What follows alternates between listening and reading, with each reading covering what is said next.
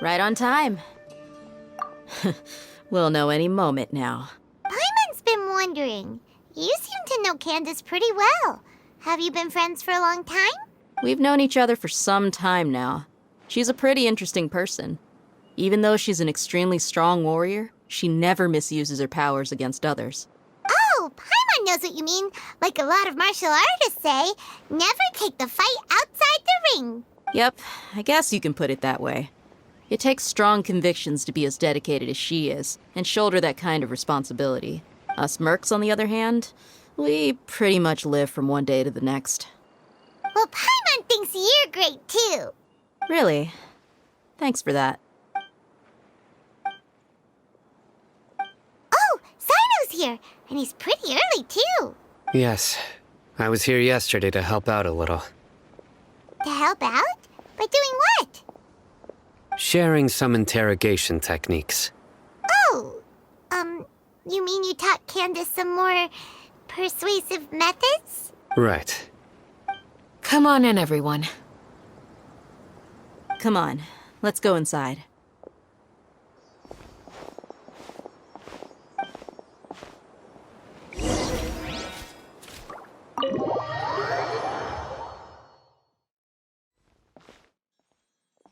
Candace, Whoa, you look furious. Do I? Huh. What gave it away? Oh, there's no mask that can hide true bloodlust. Cover up your eyes, and it'll still show itself at the corners of your mouth. Perhaps I need to work on my composure. Still, it's perfectly understandable why I'm angry. I'm sure everyone present would agree. Yes, ma'am. Please, don't beat us anymore. We're gonna die. Well, looks like Sino taught her well. You fear death yourselves, yet you do not hesitate to place the lives of others at risk. The absurdity is mind-boggling. The ones you call mad scholars are known to us as the Village Keepers. They are vital members of our community, and some even count them as family. You come here, to my village, and you treat my people as nothing more than stepping stones towards your goal. Tell me, what would you do to you in my position? Mercy! Please have mercy! You've made your bed. We may both be desert dwellers, but there is one thing that I understand better than you. The resurrection of the Scarlet King will only result in war.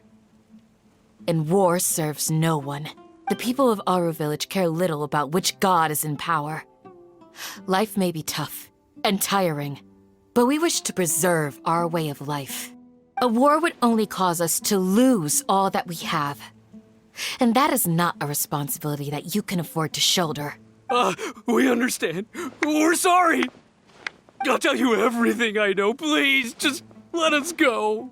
I'm listening. You might not believe this, but it wasn't us who came up with this idea. Someone was spreading rumors in the tavern. That's how we ended up hearing about the Scarlet King's resurrection. Some mystery man told us that mad scholars will make the perfect sacrifice to usher in the Scarlet King's resurrection. They give their lives, and we can get anything we wish for. They're called Village Keepers. Slip up again, and you'll regret it. Yes, sorry.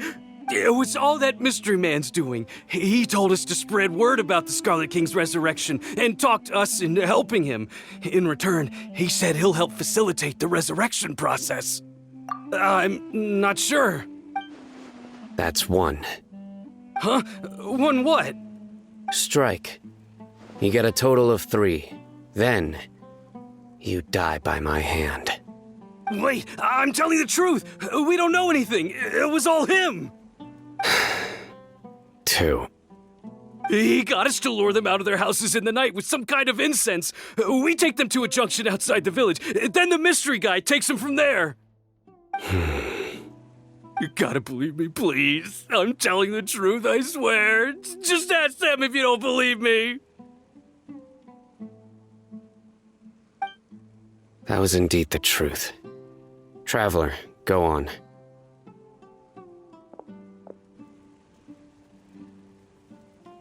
You have to believe me. If I knew that, I would have told you his name right away. I'm not risking another beating to keep his secrets. No way. That guy, he wears a cloak, and he's always careful to cover his face. He calls himself the Scarlet King's envoy. I believe I may know what's going on. Uncle Anpu? What do you mean?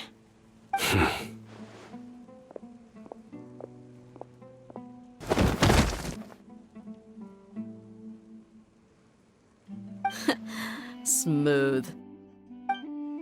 Okay, speak. If my suspicions are correct, this mystery man they speak of could be from the Academia.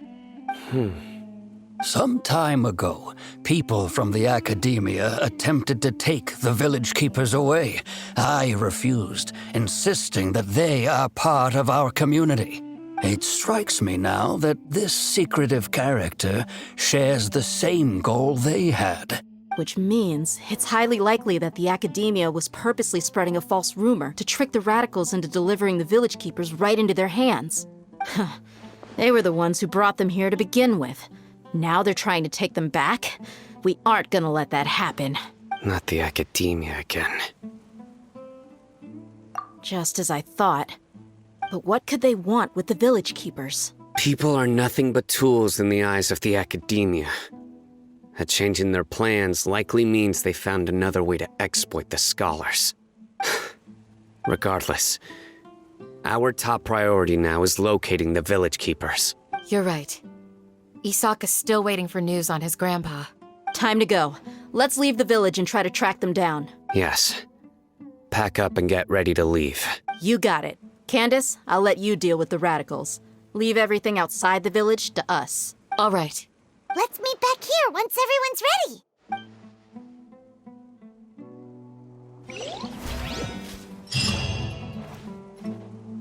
You look worried. Thinking about the village keepers? Yes. I'd look for them myself if I could. As members of our village, each one of them is very important to me. You have a strong sense of belonging here. I guess I'm the opposite. Mercs are stray dogs, wherever they go. Dia, don't say that. You can be a part of this community too. Thanks. I'll let you know when I feel like joining. I just hope everyone's all right.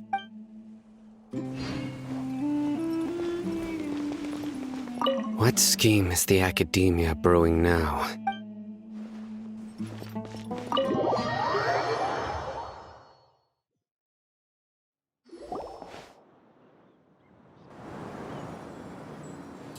Let's get some food in us and then we'll... Whoa! Where did you come from? Well, as you can see, I am merely sitting here and reviewing what we have deduced thus far. You were gone for ages, and now you're suddenly sitting here musing to yourself? Where have you been anyway? Hey, what's with the silence? You never think things through before asking questions. I'm giving you some time to make up for that. Paimon's so mad! Paimon's gonna give you an ugly nickname! Never mind. Paimon's got nothing. There's just nothing super obvious to pick with this guy. It makes it so hard. Well, you've heard nothing to suggest I left this whole time. So clearly, I stayed in the village to investigate. Anyway, you plan to leave Aru village and keep searching for the truth of this matter, yes? Yep. We're not gonna find out anything more by staying here, so we thought that we might as well take the search elsewhere. Enough with the silent treatment! No. I'm just surprised that you decided to team up with him. All Hatham. You haven't helped us out at all ever since we arrived at Aru village. Bold of you to question our choices. Yeah, you're all talk. While you were investigating, I had my own work to do, which I've now finished. Really? Paimon doesn't believe you. To be honest, we aren't really a team, so I have no obligation to inform you of my whereabouts. Not to mention that going separate ways allowed me to find some important information that you all had missed. Right here in the village? Correct. What did you learn? I'm going to take you to someone. But before that, you need to understand where she's coming from. What does that mean? How do you think the residents of Aru Village feel about what we're doing? In other words, do you truly believe every single word the villagers tell us? You mean some of them lied to us? Hiding the truth does not necessarily equate to lying. Again, these people have their reasons. Remember what Gandis said? Most people in Aru Village don't necessarily care which deity is in charge of Sumeru. That's because whether the Scarlet King or the Dendro Archon has power is of little significance to them. By contrast, the perils of their daily lives are ever-present concerns. They won't simply share everything they know with you without good reason. That's why you believed there was no further information to be found in this village. Glad you're following along. Among those you have talked to, there's someone who was consciously keeping you out of the loop. In fact, she's been observing your every move since you arrived. The reason being, to someone who only wants to live their life in peace, any external factors introduce unpredictability into the equation. Those eyes. Those fierce eyes. You look like a real fighter. Don't change the subject. It's quite obvious that she's intimidated by Sino's authority and strength. Right. You were asking about the Mad Scholars. She corrected herself mid-sentence because she's aware that there are Scarlet King fanatics in the village. If she sounds too friendly towards the village keepers, she could easily make herself the radicals' next target. I think it's been a few days since I last saw them. I usually go to bed pretty early, so I'm not too familiar with what goes on at night. Remember? She made a point of denying her involvement in anything that occurs at night. But honestly, I feel quite sympathetic towards them. Even though they act a little strange, they've helped me in the past. If it weren't for them, my house would have collapsed long ago. After speaking to the village chief, it became clear that the village keepers had protected Aru Village at night. In other words, the young miss was very much awake during that time. Then why would she lie? By getting involved with an outsider, she risks drawing unwanted attention to herself.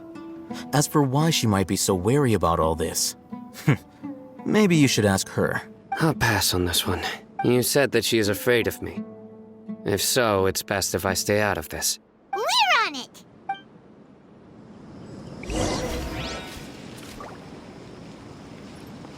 Miss Shawnee, as we discussed earlier, I've brought someone with me. Mr. Alhaitham, I'm aware of where you stand, but how can I make sure that your friends think the same as you? Huh? What do you mean? We need to clarify our stance or something? Go ahead and talk to her. You'll get the answers you want. Go on. Earn her trust. Is it really that simple? May I call you Traveler? Hi, Traveler. I want to ask you something. Do you think the resurrection of the Scarlet King can truly change Sumeru for the better? Why's that? That's very similar to what Miss Candace says. I know you two are friends. That's why I'm willing to talk to you, even though I do have some reservations. Before, I wouldn't even have the courage to ask something like this. Traveler, do you believe our lives will get better? Yeah! We came here from another nation, so it isn't wrong of you to be weary. And we aren't really residents of any one nation. But even so, we've met lots of people from different places, and we've always fought for what we believed in. We have friends in Sumeru, and we want to help them. That's why we decided to stay here for a while. I want to trust you. My apologies for posing my questions like that. To be honest, I didn't expect you to come back for more information. Alhaitham told us you have your reasons. It's okay. We understand. The fact is that only one side of my family is desert folk. I don't really fit in anywhere in Sumeru. Some believe in the Dendro Archon, while others believe in the Scarlet King. I don't belong to either side, and neither side would want me. Speaking of which, the radicals mentioned that they despise traitors. Do they just think that anyone who's different from them is a traitor? Yeah. Some people can be so narrow-minded when it comes to bloodline and beliefs. It makes no difference what I say or how I behave. I'll always be suspected of having ulterior motives. Slowly, I just stopped talking to people. I pretended not to hear or see anything. All I want is to live my life in peace. And then it happened. The village keepers who had helped me disappeared with no explanation, and I didn't dare breathe a word about it to anyone. Until now. You can tell them. I'm sure she'll keep your secret. All right. I'll tell you what I told Al-Haytham. I actually have a sharper sense of hearing than most. Sometimes, I hear strange crying sounds in the night. There are ghosts? Perhaps. I'm not sure. It's faint, but it's definitely the sound of crying. It comes from far away in the distance, and always carries very raw emotion. It used to be louder and more frequent, but ever since you arrived in the village, it doesn't seem to happen as often, and when it does, it's much quieter. I have to focus really hard to make it out. I confirmed this with the guards on night duty. They also have someone with a good ear, and he's heard similar sounds at night. But, because we're in the middle of a desert, he would rather believe that they are the cries of beasts than ghosts. There's really nothing around these parts, except for an old hospital not far from the village. I think they used to use it for treating Elazar, but it's been abandoned for years. Yeah, let's go!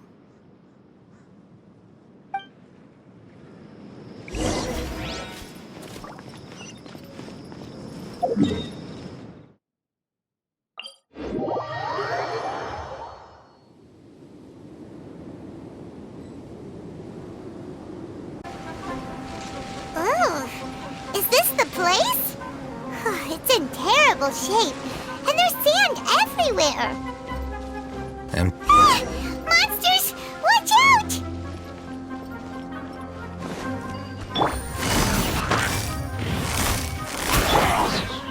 Into the wind. Body and mind, rain outlines your fate. Ring cutter. I'll uproot you. I'll bury you. Enshroud. Who do you think you are? Wind strike. Quietly now.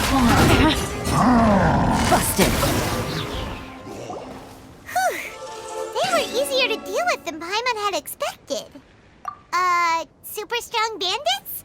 Or monsters taller than buildings dropping out of the sky? Or, something like that. He looks super serious. We gotta stay on our A game too. this is the one.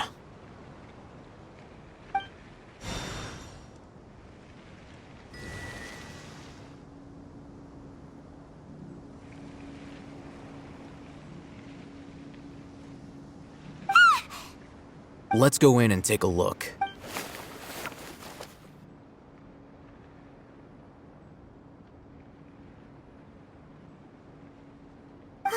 Hey, Haytham, we haven't found Squat.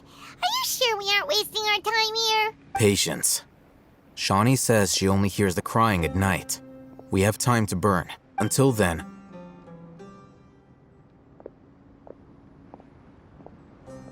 I'm taking a break.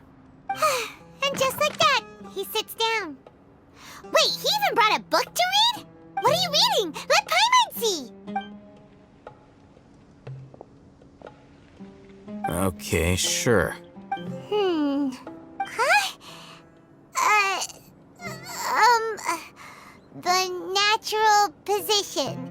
which is the positional propensity of an entity in natural motion in contrast with an object in forced motion?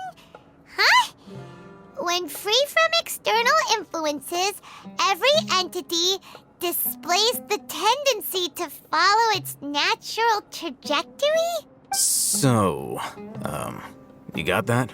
Oh, Paimon gives up. You keep reading your book. See ya! How is he so relaxed? Look at him, reading an impossible book in a creepy place like this. Hey! Paimon's your Tibet travel guide. Paimon knows plenty of useful stuff already. And anyway, it's not Paimon's fault that the books people read in Sumeru are so complicated.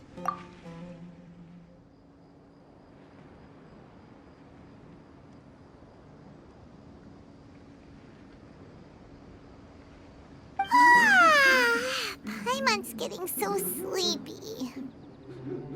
Huh? What was that sound? There it is. It's coming from that direction.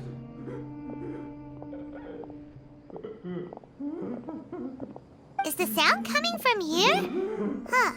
Paimon's not seeing anything. It's from below.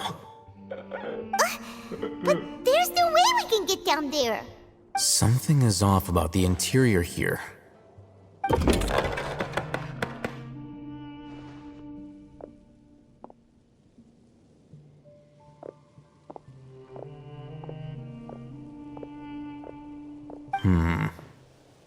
As I thought, there's a hidden structure. Wow. It's like they tucked another hospital into this one. Oh, it looks like there are other mechanisms around here. Let's keep exploring.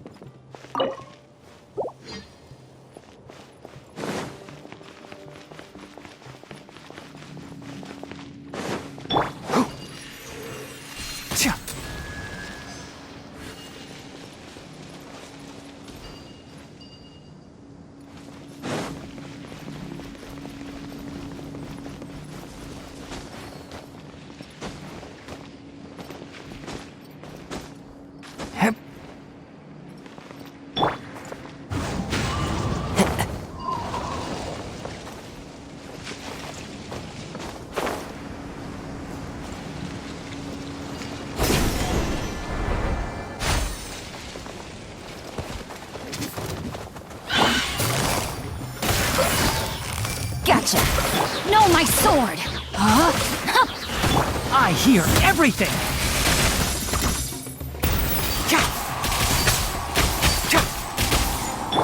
Quietly now. Things are about to get dicey. Time to go. The wind knows me. As one with wind and cloud. One with the forest!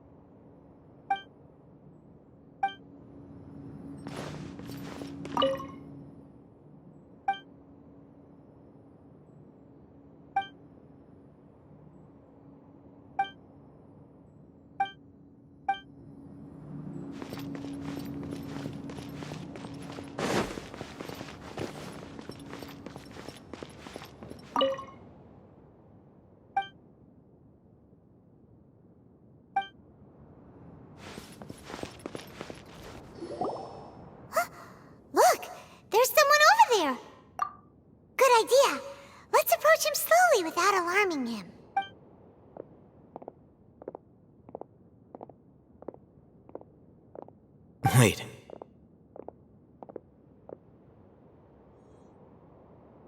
You're...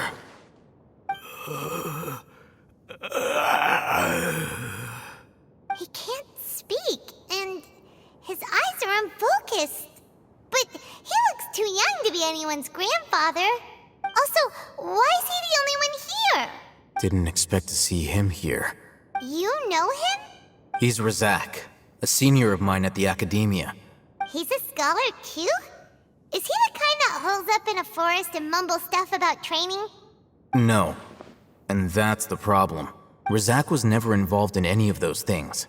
He never trained in the forest, let alone reach Satyavada life. Leaving that question aside for the moment, him being here alone means that we might be too late. Looks like they've already taken everyone away. For whatever reason, they left Razak here. Perhaps they simply didn't have time to come back for him. There are drag marks on the ground. They're clearer by the doorway. Someone was forcefully drawing a cart that was loaded with something heavy. Loaded with people? That is one possibility. It looks like they were in a hurry, as if they were afraid of being caught. In their haste, they failed to notice Razak hiding in a corner. The symptoms are identical. Looks like we found living proof.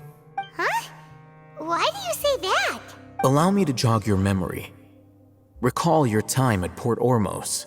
Don't you think his symptoms look familiar?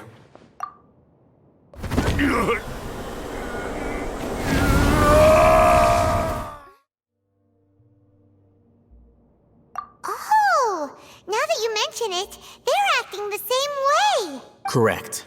The Academia is behind all of this. It isn't difficult to deduce their rationale. First, the Academia spread a false rumor of the Scarlet King's resurrection, emphasizing the role of the village keepers, the mad scholars who were exiled to Aru village. These rumors were all the persuasion that the radicals needed, and those based in Aru village leapt into action. Unbeknownst to them, of course, through rounding up the scholars, they were actually helping the Academia. As well as being able to exploit the radicals for their own ends, this scheme has one further advantage to the Academia. All the risks and responsibilities are offloaded onto the Scarlet King's followers. Life for the desert dwellers has been brutal ever since the Scarlet King's death all those years ago. Beneath the surface, feelings of desperation are widespread. Many would give everything they have for the prospect of something better. Anyone looking to exploit that for their own ends simply needs to make a few empty promises. Even if complications arise, people will see that those involved are all followers of the Scarlet King and look for no further explanation than differences of belief. A deep-seated mistrust of the desert and everyone in it by the rest of Sumeru will make sure of that. The notion of an Academia plot wouldn't even cross their minds. It may seem like a simple strategy, but it is able to work wonders under Sumeru's current circumstances. Oh, that makes a lot of sense. It's in line with the village chief's theory, too. But there's still one very important question. Wasn't it the Academia that brought the scholars to Aru village in the first place? Why does it want them back now? Throughout this process, one thing has changed. The scholars' identity. First, they were scholars. Then, they became lunatics. After that, they were exiles. And finally, they become missing persons. An exile is still patently a living, breathing human being. But when someone becomes a missing person, that is brought into question. If you can't find someone, you have no way of knowing what exactly happened to them. That makes missing people an ideal resource. Resource? For what exactly? One possibility is that the information in their brains could be extracted into knowledge capsules. Extracted? You mean canned knowledge comes from people's brains? With the technology of the Sumeru Academia, it's entirely possible. Perhaps the process caused them great suffering, which is why they cry out in the dead of night when no one is watching them. So, the human brain... Nope, nah, Hyman doesn't want to think about this. I'm the Academia scribe, after all. I'm familiar with their projects. Anyway, Judging by Razak's state, the contents of a divine knowledge capsule were extracted from his mind, but something went wrong in the process. Or perhaps his curiosity got the better of him, and he used such a capsule for himself. But Paimon's a little confused. Can they just use anyone's brain?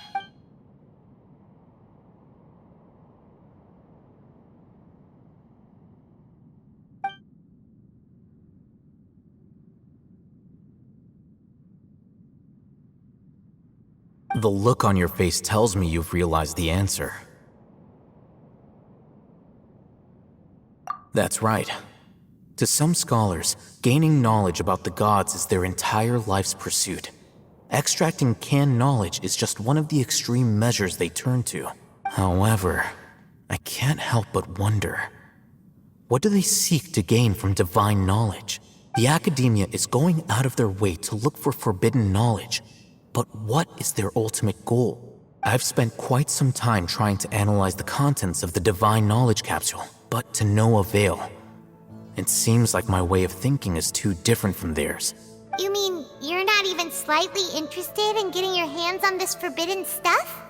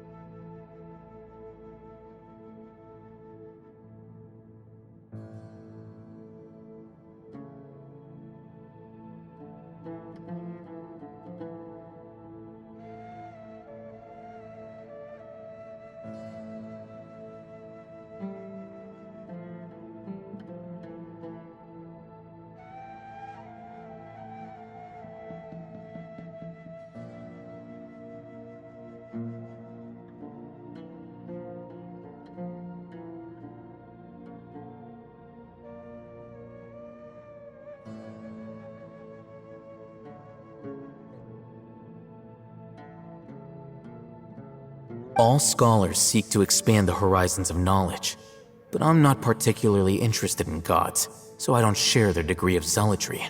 Extracting information from people as if they were lifeless objects? If this is the direction of academic progress, then the academia may as well shut its doors. Sounds like you're really against all this. Of course.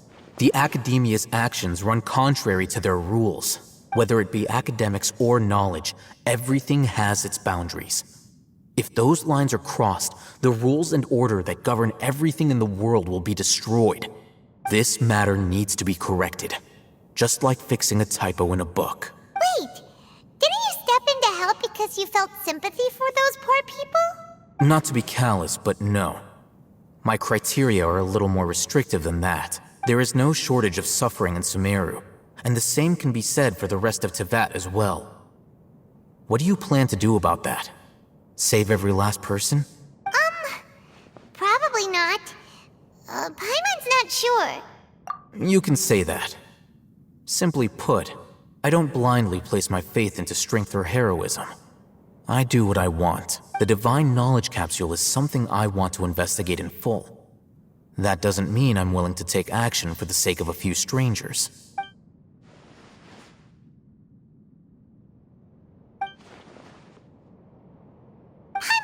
To say this for a while. There are a lot of bad guys in the academia, but you're not one of them. You're their weirdo. You're probably right. Though I must say, I quite enjoy this feeling of being the odd one out. Uniqueness is also an asset, is it not? Wow, that's a great way to think about it. Paimon's really impressed. If only Miss Shani had a similar mindset, her life would definitely be a lot easier. I'm just a more likable person than her in general. There's nothing more to it than that. He won't last long if we leave him here. Let's take him with us. We'll work out our next step after we return to Aru village.